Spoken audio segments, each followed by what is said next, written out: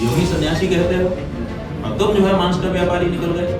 अब ये नहीं चलेगा कि साधु वेश में आप ये सब कुकर्म कराएं और फिर भी जनता आपको साधु मान के स्वीकार करे। केवल घोषणा पत्र में कहते हैं, घोषणा पत्र में तो भाजपा कितनी बार कह चुकी थी, क्या हुआ?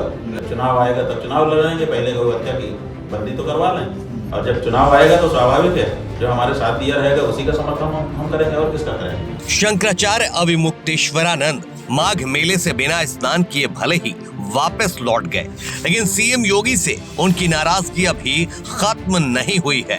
यही वजह है कि शंकराचार्य ने एक बार फिर सीएम योगी पर ये कहते हुए जुबानी हमला किया है, अगर योगी हैं, संत हैं तो उन्हें गोवंश की हत्या रोकनी होगी। दोनों काम एक साथ नहीं चल सकती। सीधे हमारे इनसे कुछ लेना देना नहीं था, ये तो बीच में आ गए कि मैं हूँ, तो भाई जब आ गए हो तो तुमसे निपट लें, और तुमसे ज्यादा निपटने का इसलिए और आ गया कि तुम गेरुआ कपड़ा धारी होके अपने आप को मानते हो, योगी सन्यासी कहते हो, और तुम जो है मांस का व्यापारी निकल गए, तुम जो है उसकी सैलरी खाने वाले निकल गए। ये तो बहुत ब्लंडर है। इसलिए इस बारे में सनातनी जनता आपसे सवाल पूछ रही है, इसको बताइए, आप अपने विद्वानों को खड़ा करिए कि शास्त्र के अनुसार ये कैसे उचित है, वो हमारे सामने शास्त्र के अनुसार सिद्ध करें। हमारे विद्वान जब आप कहेंगे तो हमारे विद्वान आपकी बात को समझेंगे। अगर आप इसका जवाब शास्त्रीय रूप से दे पाते हैं तो फिर हम लोग और आगे बढ़ेंगे, और अगर नहीं दे पाते हैं तो आपको ये सब छोड़ना पड़ेगा। अब ये नहीं चलेगा कि साधु वेश में आप ये सब कुकर्म करें और फिर भी जनता आपको साधु मान के स्वीकार करे। शंकराचार्य ने बेहद तल्ख लहजे में साफ साफ कह दिया है, साधु के वेश में ये सब नहीं चलेगा, कोई एक पद त्यागना होगा। इससे पहले शंकराचार्य ने तमाम राजनीतिक दलों को अपने गोवंश बचाने के अभियान में जुटने का आह्वान किया है। यहाँ भी बीजेपी पर हमला करते हुए कहा, सिर्फ घोषणा पत्र में गोवंश की रक्षा करने की बात से काम नहीं चलेगा।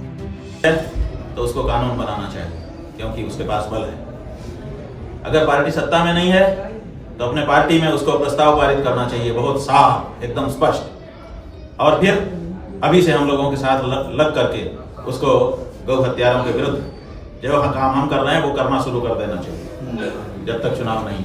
तब हम समझेंगे कि इन्होंने कहा भी और देखो कर भी रहे हैं, तब विश्वास हमारा उत्पन्न होगा।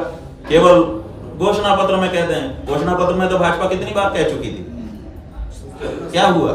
इसलिए ये सब नहीं, शपथ पूर्वक आपको कहना पड़ेगा, और कहने के बाद तत्काल गौ माता की रक्षा के लिए चल पड़ना पड़ेगा। हम जहां जा रहे हो आप भी चलिए हमारे साथ कि भाई हम तो पार्टी बाद में है, पहले गौ माता की रक्षा के लिए हम निकले हुए हैं महाराज जी। शंकराचार्य ने राजनीतिक दलों के लिए चुनावी ऑफर भी दिया है कि जो भी पार्टी उनके इस अभियान में उनके साथ जुड़ेगी, चुनाव में शंकराचार्य उन्हें अपना साथी मानकर उनका समर्थन करेंगे। सुनिए शंकराचार्य ने राजनीतिक दलों से क्या कहा है। जब चुनाव आएगा तब चुनाव लड़ेंगे, पहले गौ हत्या की बंदी तो करवा लें, ऐसे के लिए जो निकले हम समझेंगे कि हमारे साथी हैं, और जब चुनाव आएगा तो स्वाभाविक है जो हमारे साथ दिया रहेगा उसी का समर्थन हम करेंगे, और किसका करेंगे। इसलिए सब पार्टियों को हमारा खुला निमंत्रण है कि सुधार लो अपने आप को, जो गलती आपसे लंबे समय से हो गई उसको खत्म करो, गौ माता के लिए खड़े हो जाओ। यही आपके पूर्वज भी करके गए।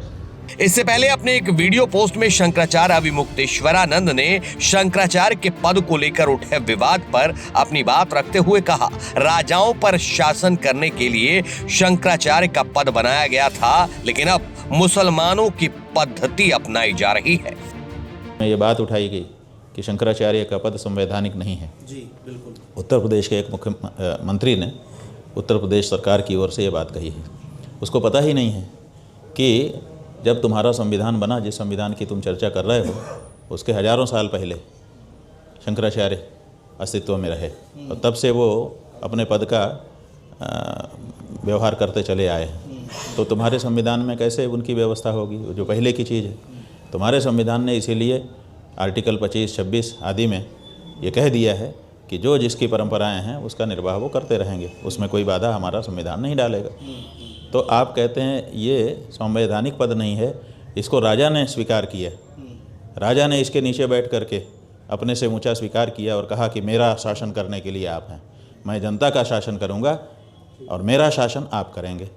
तो राजाओं पर शासन करने के लिए यह पद बनाया गया, और उसी रूप में 2500 साल से इसकी मान्यता भी चली आ रही है, लेकिन आज की जो सरकार है वो इन सब बातों को दरकिनार करके व्यवहार करना चाहती है और स्वयं ही धर्माचार्य बन के, स्वयं ही शंकराचार्य बन करके जनता में जाना चाहती है। अब ये खलीफा पद्धति जो मुसलमानों में है कि राष्ट्राध्यक्ष भी वही होगा और धर्मगुरु भी वही होगा, हमारे भारत देश में ऐसा कभी नहीं रहा।